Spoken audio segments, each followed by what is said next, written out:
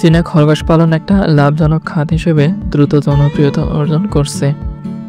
সহজ রক্ষণাবেক্ষণ, দ্রুত প্রজনন ক্ষমতা এবং কম খরচে পালনযোগ্য হওয়ার কারণে এটি অনেক কৃষকের আয়ের উৎস হয়ে উঠেছে।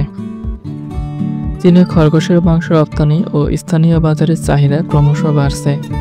চীনে বেশ কয়েক প্রজাতির খরগোশ পালন করা হয়, যেমন নিউজিল্যান্ড হোয়াইট, দ্রুত বৃদ্ধি ও ভালো মাংস উৎপাদনের জন্য বিখ্যাত নিউজিল্যান্ড হোয়াইট।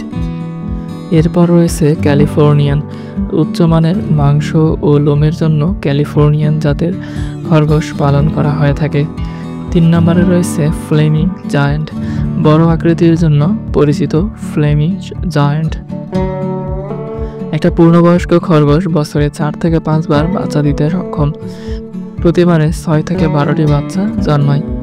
প্রজননের জন্য সুস্থ ও মানসম্পন্ন খরগোশ বাছাই করা গুরুত্বপূর্ণ।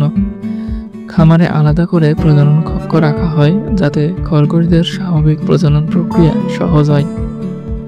বাচ্চা খরগোশদের জন্য উষ্ণ ও পরিষ্কার পরিবেশ নিশ্চিত করা হয়।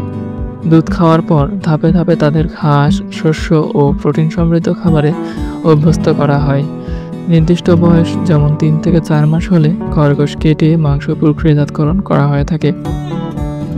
স্বাস্থ্যসম্মতভাবে খরগোশ জবাই করে মাংস সংরক্ষণের জন্য আধুনিক কোল্ড স্টোরেজ ব্যবহৃত হয়।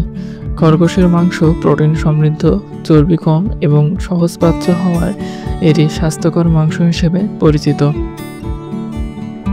খরগোশের ফুড প্রসেসিং সেন্টারগুলোতে খরগোশের মাংস প্যাকেটজাত করে স্থানীয় ও আন্তর্জাতিক বাজারে সরবরাহ করা হয়ে থাকে। চীনে খরগোশের মাংসের চাহিদা দেশীয় ও আন্তর্জাতিক বাজারে দিন দিন বেড়েছে। রপ্তানির জন্য সঠিক মান ও স্বাস্থ্যবিধি মেনে প্রক্রিয়াজাতকরণ করা হয়ে থাকে। অনলাইন ও অফলাইন প্ল্যাটফর্মের মাধ্যমে খরগোশের মাংস বিক্রি করা হয়।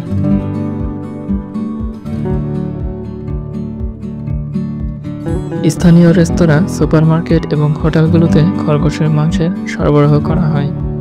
সঠিক পরিকল্পনা ও আধুনিক খামার ব্যবস্থাপনার মাধ্যমে খরগোশ পালন করা চীনের কৃষকেরা বড় আকারে লাভবান হচ্ছে। কম খরচে বেশি উৎপাদনশীল এই খামার ব্যবস্থা বাংলাদেশের কৃষকদের জন্য অনুকরণীয় হতে পারে।